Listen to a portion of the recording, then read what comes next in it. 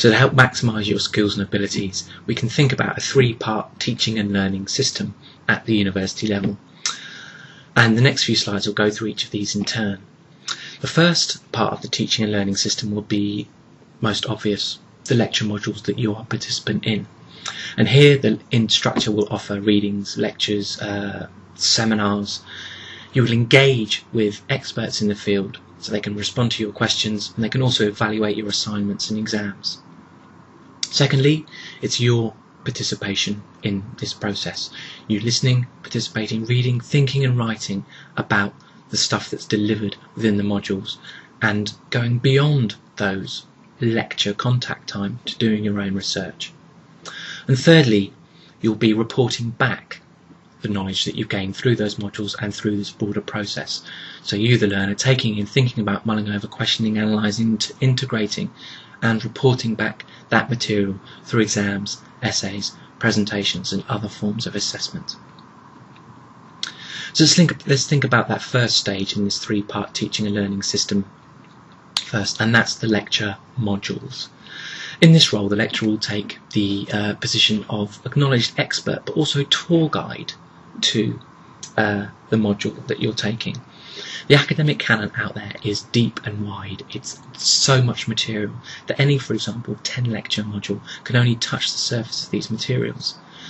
So the lecturer will try to give you a route map or a tour through all this terrain, through all this material, pointing out the key places, the key ideas, the key theorists, the key techniques, the key ethics or debates that surround that topic.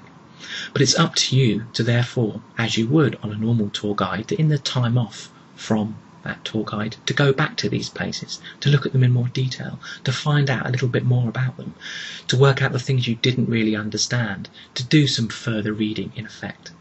In short, to be an active participant on this journey. Which places or which ideas, what notions and theories do you want to study in more detail? How much depth do you want to take these to? What sort of approach do you want to take? What argument do you want to create? What sources and empirical evidence do you want to bring to bear? So the onus is on you as an active participant on this journey, in this first stage of the lecture and teaching and learning process. The second stage of this teaching and learning process is primarily about you as the student, you taking good notes and developing your ideas outside the lecture room. As Knight tells us, for all your studies, writing and thinking go together. Participating in a class or simply listening to a lecture is not enough. To achieve your best, you must attend to your writing skills as a way of enhancing your thinking skills. This is often an unrecognised aspect of good academic study. Keeping good notes and writing. Writing and thinking always go together. You don't think in isolation. You think through making good notes, through building upon those notes.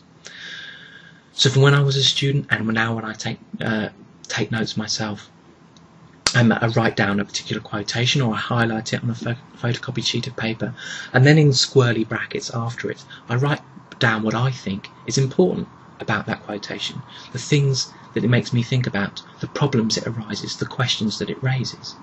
Because every time I go back to my notes, I don't know, a week later, 2 weeks later, a month later, I very seldom remember why I highlighted that quotation. I need to leave a kind of Hansel and Gretel type trail to myself to tell me why I thought it was interesting the first time that I read it. And then of course when I read that quotation and the notes that I take, it often leads to a second thought, and I write that one down afterwards. And before you know it, that one quotation builds up a kind of an ongoing archive of thoughts that I have a paragraph of ideas there that will go into a paper or an essay that I have to write at a later date.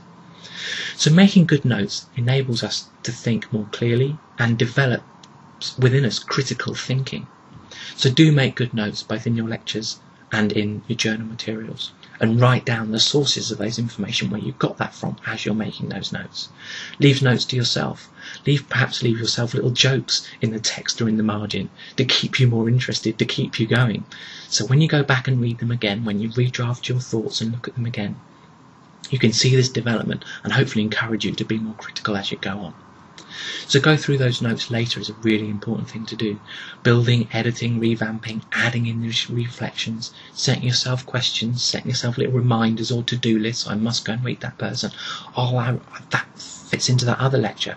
Maybe I can take these ideas and use them in that one too.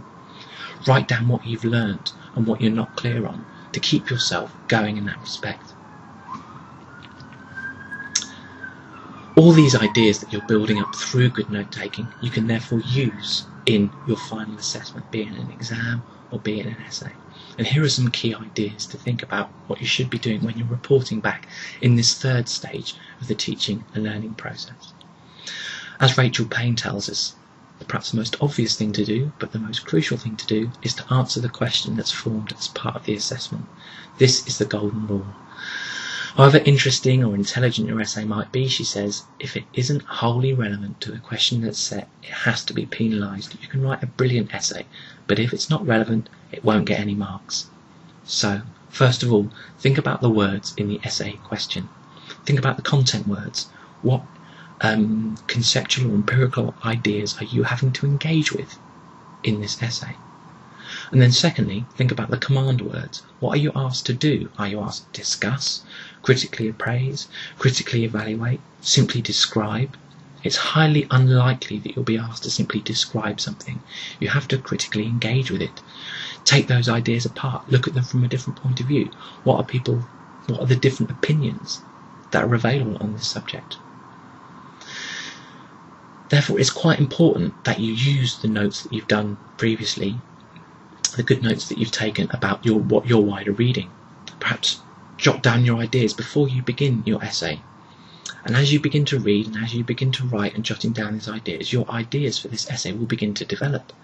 You'll bring together a whole range of factual material, conceptual ideas, different political arguments, and a whole range of empirical evidence that can be included somewhere in that form of assessment.